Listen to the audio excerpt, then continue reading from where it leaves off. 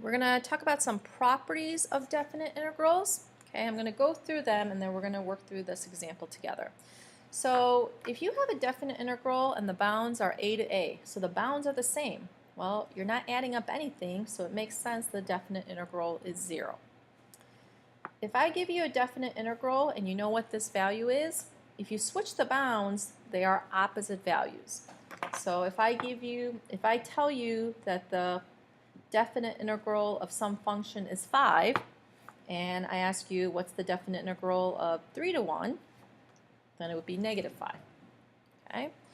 If you are adding and subtracting definite integrals, going from a to c and then adding it from c to b is the same as going from a to b. The key is if you connect these values, then your final end result, the lower bound should be this value and the upper bound should be at this value.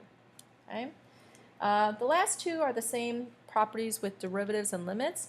When you're adding and subtracting definite integrals, you can just go ahead and add and subtract them separately. Oops, there should be an integral symbol there as well. And if you have a constant multiple in front of a function, you can just pull that out to find the definite integral and then multiply by that answer afterwards. Okay, so let's look at this example. So here's a graph of f of x. I want you to come up with all these different definite integrals for me. Okay, first of all, if the bounds are the same, answer is 0. You're not adding up anything. Number 2, I'm asking you to find the area underneath the curve from 0 to 1. So here's 0, here's 1. So really, I'm asking you to find the area of that rectangle, which is going to be 2. Next, I want you to find the area underneath from 1 to 3. So here's 1, here's 3. So I'm asking you to find the area of that triangle. And just use the geometric formula for triangle. This ends up being 2. Okay, now I want the area from 0 to 3, which is all of this. Well, I found out this one is 2, this one is also 2, so the total definite integral would be the sum of those, which is 4. Okay, next, I want the definite integral from 3 to 6.